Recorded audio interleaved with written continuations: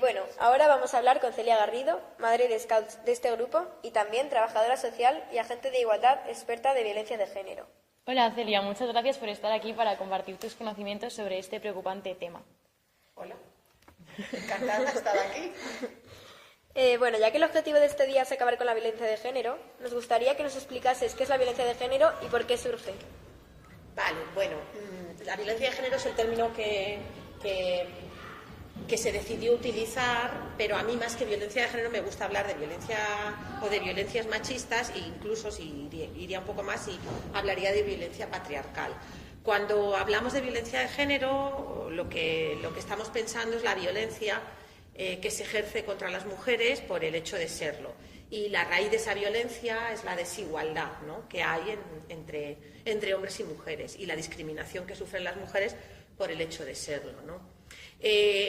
Muchas veces relacionamos la violencia de género, al menos la ley así lo recoge, la ley española, contra la violencia de género como la violencia que se ejerce desde o en la pareja, cuando hay un vínculo de pareja, ¿no?, que puede ser matrimonio o no, puede haber convivencia o no, pero se entiende que es en una relación de pareja. Esa es una de las manifestaciones de la violencia de género o violencia machista, pero hay otras muchas manifestaciones que tienen que ver con eso, con la degradación del concepto femenino, de lo que es ser mujer, con la construcción tan binaria y tan desigual de hombre, mujer, blanco, o sea, es como que no hay matices, solo hay dos formas de ser en el mundo, cuando en realidad hay muchas. Eso ya es una violencia en sí mismo. Y luego otros tipos de violencia que sufrimos las mujeres y los grupos degradados por el hecho de eso, de no ser el grupo o no pertenecer al grupo de privilegio, ¿no?, al grupo mayoritario, que es el grupo de hombres varones, blancos, en fin, que eso es realmente como el estándar, ¿no?, como el que marca la normalidad.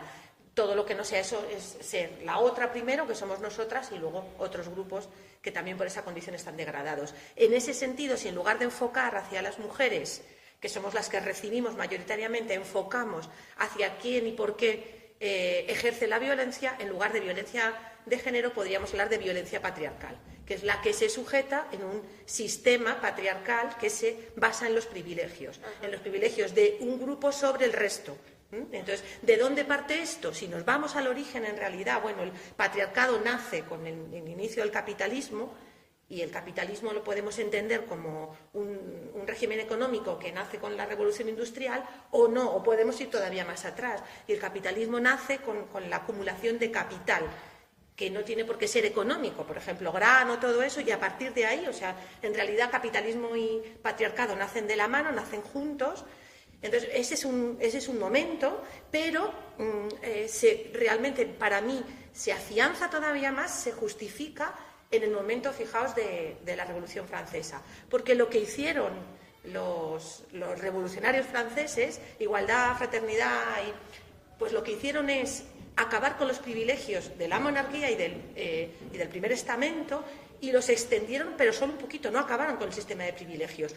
Lo que pasa es que los generalizaron para los hombres varones y con propiedad. El resto no tenían privilegios y lo legitimaron a través de la ciencia, a través sobre todo de la ciencia, que fue lo que legitimó. Y ahí fue todavía más perverso. Entonces, partiendo de ahí, de ese concepto, podemos entender las violencias patriarcales como algo mucho más amplio de lo que ahora vemos, que es solo la violencia que reciben las mujeres en el ámbito de la pareja. El acoso sexual es una forma de violencia machista,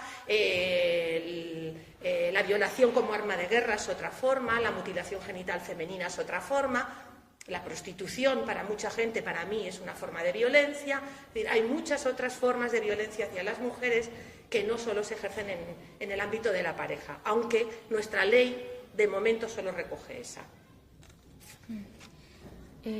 Viendo casos tan actuales y renombrados como es el caso de La Manada, ¿cómo opinas que está actuando la justicia frente a estos terribles sucesos?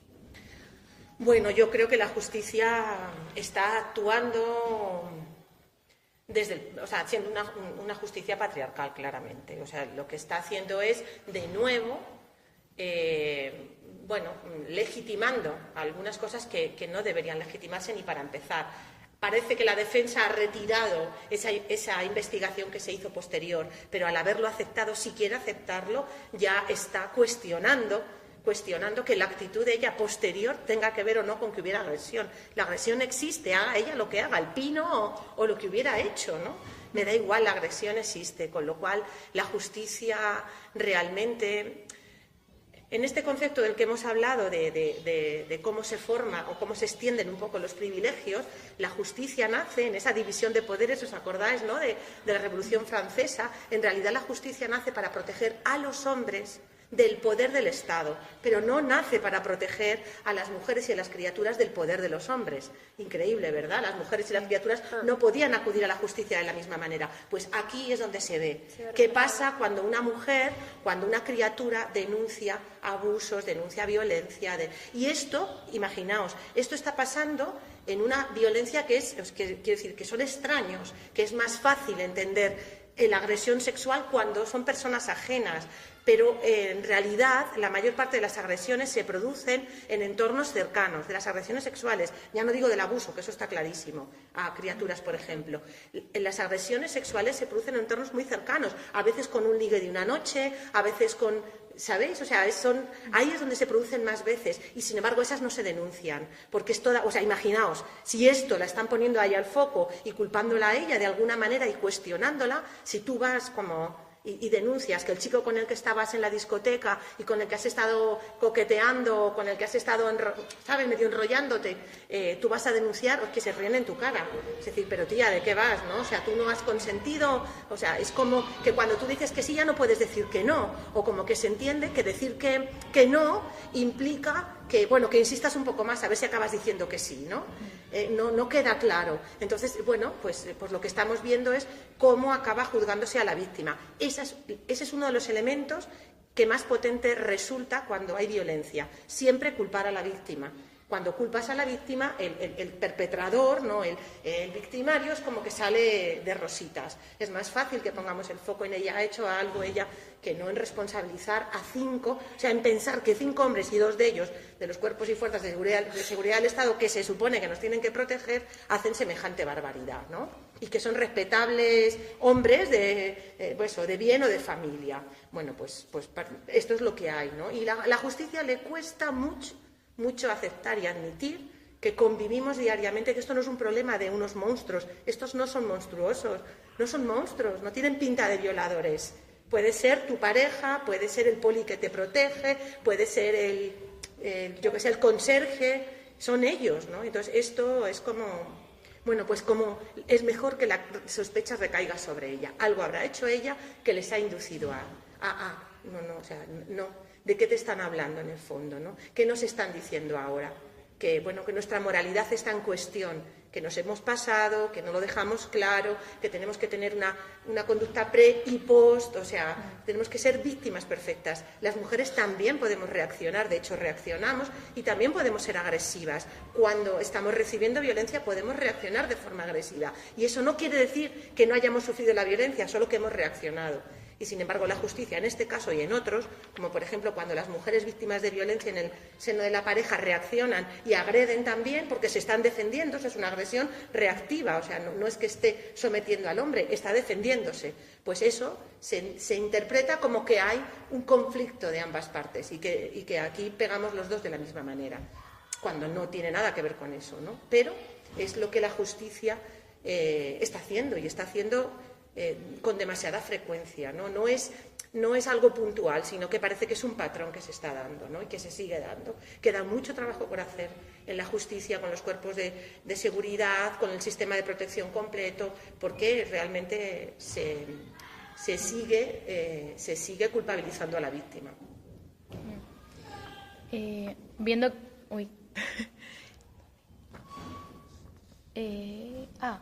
¿Qué medidas podíamos tomar individualmente y como grupo para acabar con la desigualdad de género? Pues esa... Bueno, yo creo que vamos dando pasos, que estemos hablando de esto, que se hable tanto, que se cuestione, que haya reacciones, pues es un síntoma claro de que se está moviendo algo, que hay que moverse más porque evidentemente no es suficiente, pero que se está moviendo, sí. Hoy tenía una formación con alumnado universitario que luego van a ir a dar clases a a los institutos y a los coles para trabajar temas de derechos humanos, y a mí me tocaba la parte de género, y llevo muchos años en esto y he visto mucha evolución. He visto, sobre todo, evolucionar más, o sea, no más, porque las chicas seguimos en el proceso y en el camino, pero a los chicos, o sea, como que en unos años acá hay muchos chicos que ya tienen un discurso bien diferente, que se están cuestionando, que cuestionan a otros chicos delante de, que les ponen freno, y que ellos entienden, ¿no?, que se están planteando si ser profeministas,